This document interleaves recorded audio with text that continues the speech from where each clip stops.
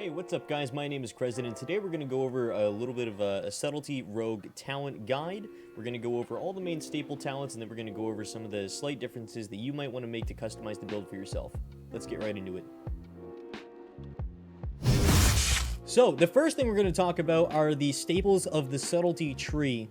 So, if you're going the ambush build, you may want to go into the opportunity side of things.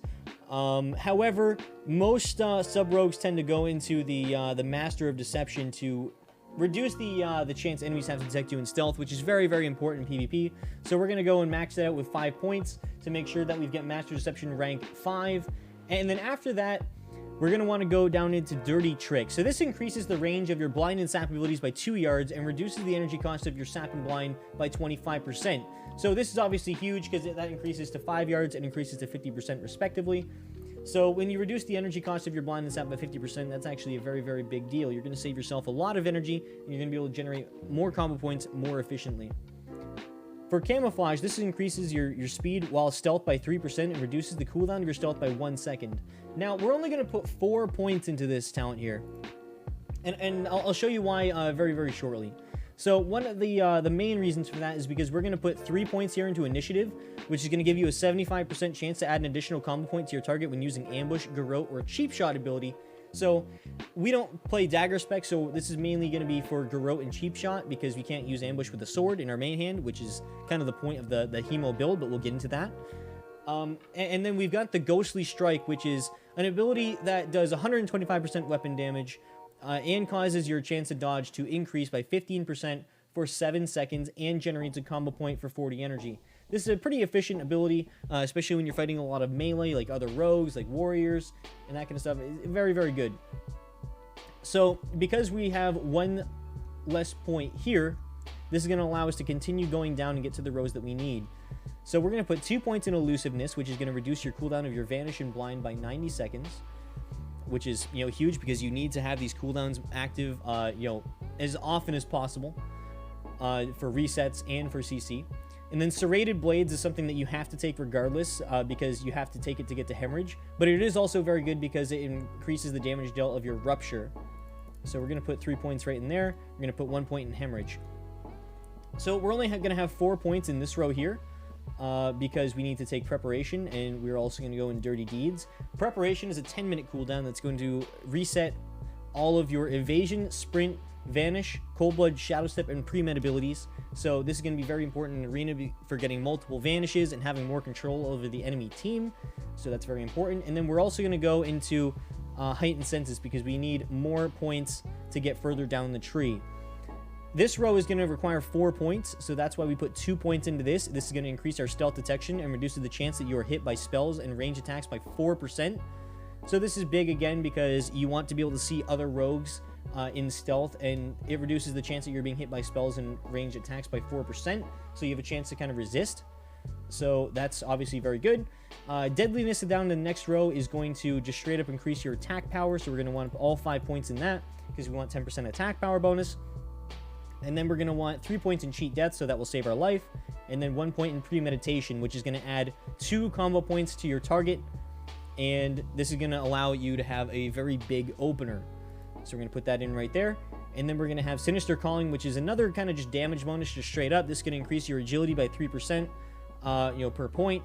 And increases the percentage damage bonus of your backstab and hemorrhage by an additional 1%. And we're playing Hemo build, so essentially you're going to be replacing your Sinister Strike with hemorrhage. So this is going to increase your damage and your agility straight up. So we're going to put all 5 points in there, and then we're going to go into Shadow Step. Now here's where things get quite interesting. When going into the Assassination Tree, you have a few meaningful choices that you might want to make. So for me, I have kind of a personalized version of my build where I like to take points in Improved Eviscerate. Because I like to have those big 3,000 Eviscerates on Clothies, and it also helps you kill, plate wearers with usually around 2k Eviscerates. But you can also prop, expose armor to allow yourself to ignore a lot of their armor. So this is kind of a custom thing that I like to do. And then after that, you kind of have to put your points into Malice. And then we're going to go 3 points in Ruthlessness. And Ruthlessness is going to give your melee finishing moves a 20% chance to add a combo point to your target. So this is about generating way more combo points after you use your abilities. So when you use a finisher, like your Eviscerate, like your Kidney Shot, like your Slice and Dice, you have a 60% chance when you have all 3 points put in this to just get a free combo point on that guy. So you can use another finisher for a low amount of combo points and just essentially get use of another ability. Now, down here, we definitely want to take Relentless Strikes. Your finishing moves have a 20% chance per combo point to restore 25 energy. So that's big because energy starve is a big problem for rogues in TBC. You have to manage your energy very wisely.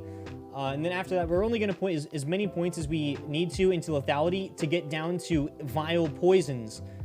So lethality is kind of good because it increases your crit. So malice increases your crit by a static 5%, 1% per point. And then in lethality, it increases the critical strike damage bonus of your Sinister Strike, Gouge, Backstab, Ghostly Strike, Mutilate, Shiv, and Hemorrhage abilities by 6%. So this is definitely useful, but we're not going to put too many points in there. We're just going to put the 3 here, just so we can get our last 5 talent points down into Vile Poisons. Vile Poisons is a very important talent because it increases the damage dealt by your poisons and your Envenom by 4%. You don't really have Envenom as Subtlety, so it's not really a problem. You don't really have to worry about that. But it also gives your poisons an additional 8% chance to resist Dispel effects. So this is big because if you're going up against a Shaman, for example, or a Druid, they're going to dispel your poisons pretty much as soon as they can with the Shaman Totem, the Poison Cleansing Totem. So you're just going to straight up deal more damage with your poisons, and you're going to be able to have a chance to resist the dispels. Your poisons are going to be much more effective. Now, this is what the build would look like for me, because this is my custom Eviscerate build. However, if you choose not to go for the Eviscerate build and you want kind of a more well-rounded build that doesn't really have the benefit of the Eviscerate, we're going to backtrack a little bit here. So we're going to want to take some points out of some things here, and we're going to want to go into Murder, and then we're going to want to go a little something like that. So you go 5 points here, 1 here, 2, 3, 1, and 5. So Murder increases all damage caused against humanoids, giants, beasts, and dragonkins by 2%. This is kind of a negligible amount of damage. I mean, it's okay. It's not necessarily bad. Bonus damage is never going to be bad.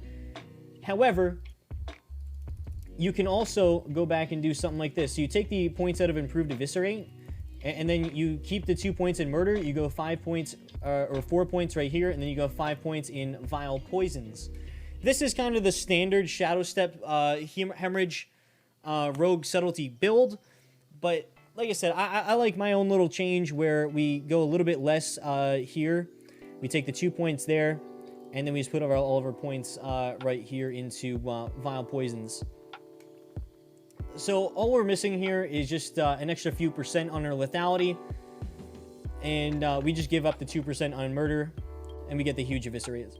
That's it for our Subtlety Rogue guide. Thanks for watching. If you have any questions, feel free to comment just below the video. And if you guys are looking for the exact set of talents, I have it linked in the description below. Thanks. Have a great night. Peace out.